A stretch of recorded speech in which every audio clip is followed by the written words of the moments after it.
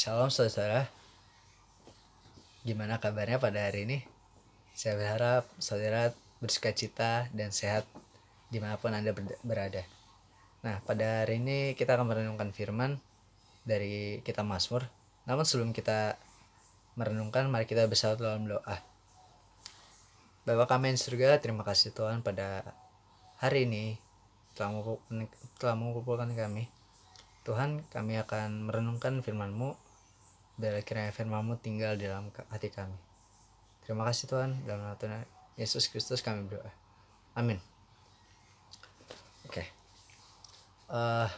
Kita merenungkan pembacaan kita pada hari ini dalam Mazmur 8 ayat 1 sampai 10. Namun sebelum kita memulai pembacaan, saya ingin bertanya kepada saudara-saudara. Pernah gak sih saudara tuh merasa tertekan, merasa depresi? Misalnya saudara tuh ditolak sama gebetan saudara, atau mungkin pernah diputusin sama pacar, atau mungkin juga karena gak dapet nilai bagus, gak dapet nilai A di kelas, ataupun mungkin karena dosa gitu, karena saudara pernah berbuat sesuatu yang salah dan menyesal, maka saudara tertekan gitu. Nah, lalu saudara depresi dan merasa serba salah, merasa diri itu tidak berguna, merasa bukan siapa-siapa, bahkan merasa tidak punya harga diri. Kita tuh sering ya saudara, kita sering melakukan sesuatu untuk dilihat orang, kita untuk melakukan sesuatu untuk dicintai orang, untuk diperhatikan oleh orang lain.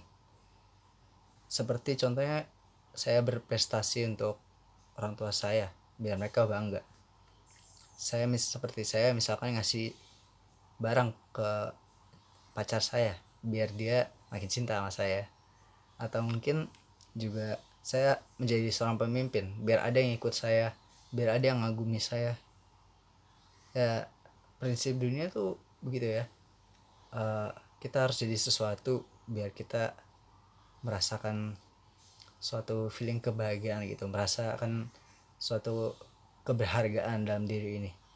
Namun bila begitu, value atau keberhargaan manusia ini berada dalam standar dunia gitu, tapi itu suatu hal yang fana. Keberhargaan kita tuh terletak pada jati diri kita, pada siapa kita sebenarnya, pada apa kita sebenarnya, tujuan kita apa. Dan semua itu kembali kepada Allah.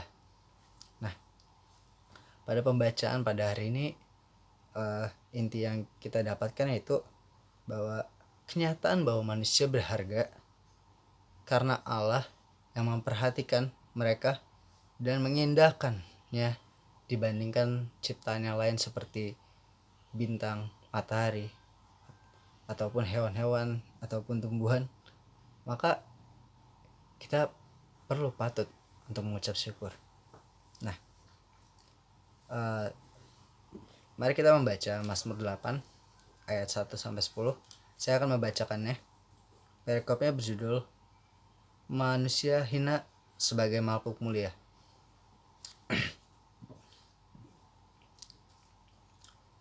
Untuk memimpin biduan, menurut lagu Gittit, Mazmur Daud. Ya Tuhan, Tuhan kami, betapa mulianya namamu di seluruh bumi. Keagunganmu yang mengatasi langit dinyanyikan. Dari mulut bayi-bayi dan anak-anak yang menyusu, telah kau letakkan dasar kekuatan karena lawanmu, untuk membukam musuh dan pendendam.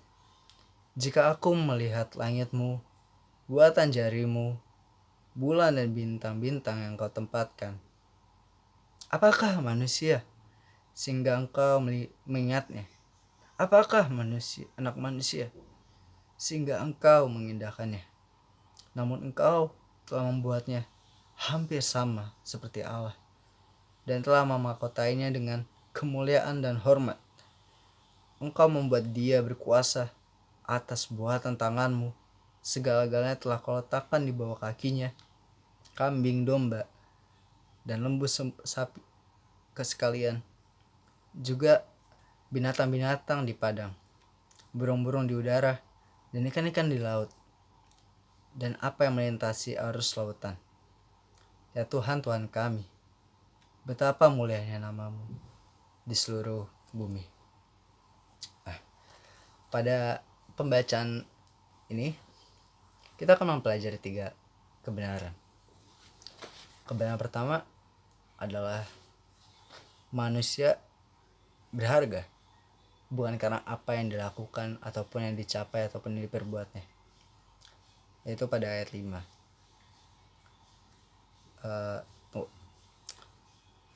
Pertanyaannya, kenapa sih manusia bisa berharga?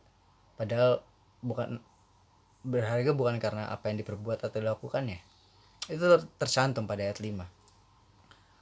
Ketika value atau keberhargaan manusia itu ditentukan oleh jati dirinya, yaitu dia adalah ciptaan Allah. Ayat kelima itu berbunyi bahwa apa manusia sehingga Allah mengingatnya, sehingga Allah mengindahkannya. Jadi Allah itu tidak melihat apa sih yang manusia buatnya ataupun yang dilakukan manusia, apa yang dicapainya, sehingga Allah bisa terpanah olehnya. Tapi manusia berharga di hadapan Allah itu karena dia adalah ciptaan Allah. Manusia adalah ciptaan Allah, maka dia berharga. Ilustrasinya, contohnya seperti ini. Anak orang tua. Ketika anak berbuat kesalahan apapun itu yang tidak sengaja, pasti orang tua akan memaafkan dan mengampuni dan mengasihaninya kembali kan. Ya mungkin dimarahi dulu, tapi pada akhirnya dia tetap, orang tua itu pasti melakukan tanggung jawabnya lagi, yaitu mengasihi anak itu. Demikian Allah tetap mengasihi kita karena kita adalah ciptaan Allah. Oke.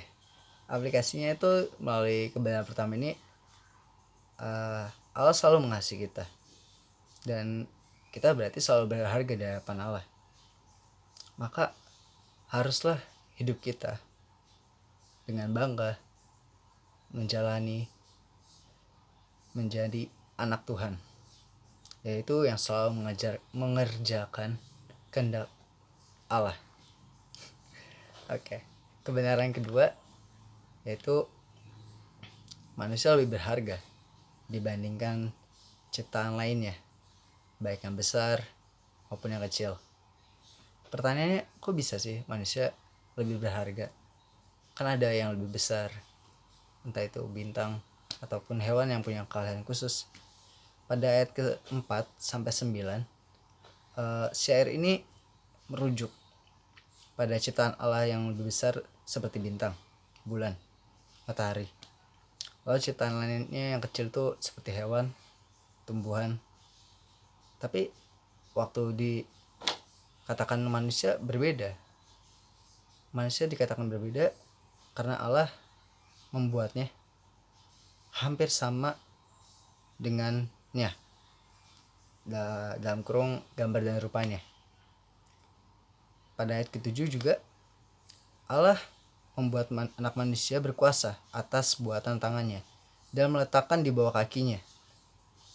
Artinya anak Allah telah memberikan kuasa kepada manusia untuk bertanggung jawab kepada ciptaan Allah yang lainnya.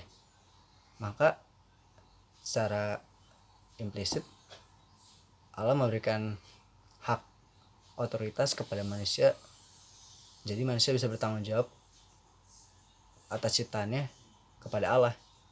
Itu dirujuk kepada Kejadian 1 ayat 27-28. Nah, contohnya seperti wakil ketua kelas. Wakil ketua kelas punya otoritas yang sama dengan ketua kelas, tapi wakil ketua kelas itu bukan ketua kelas. Jadi seperti manusia memiliki otoritas seperti Allah untuk mengelola bumi, tapi manusia bukanlah Allah yang punya semuanya.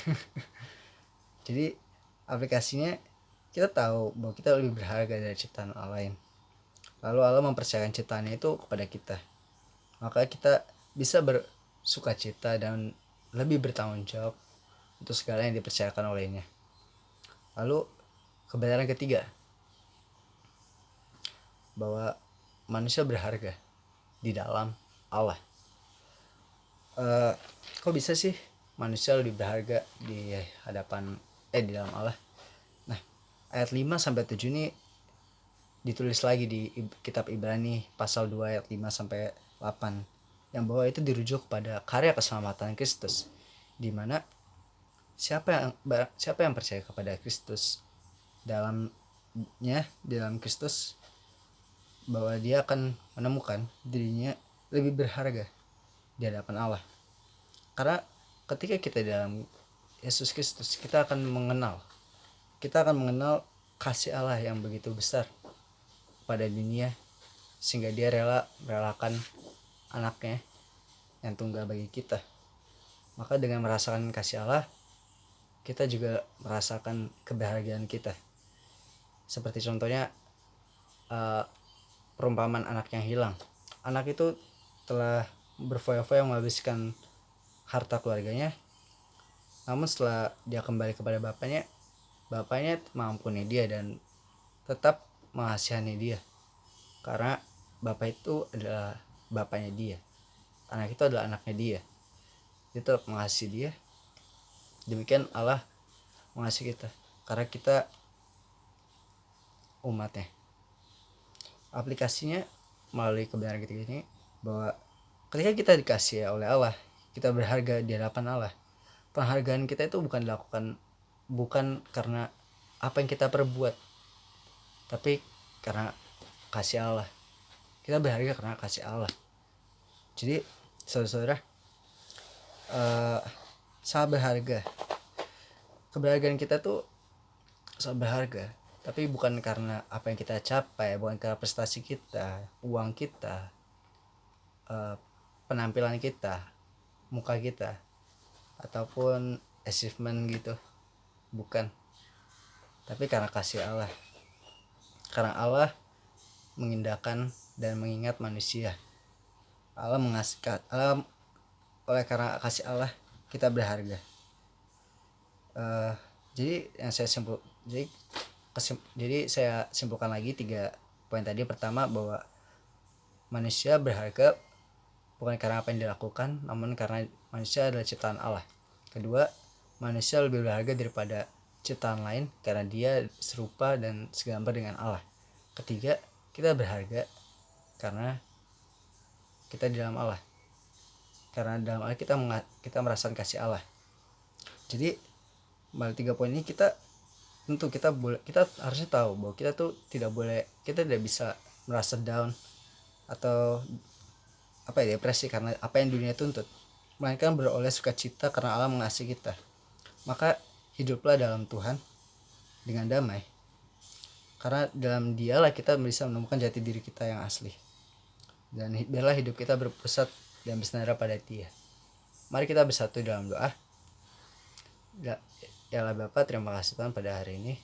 Tuhan, kami ucap syukur biarlah perenungan pada hari ini tinggal dan tertanam dalam hati kita. Kami ucap syukur. Dalam Tuhan Yesus kami berdoa. Amin.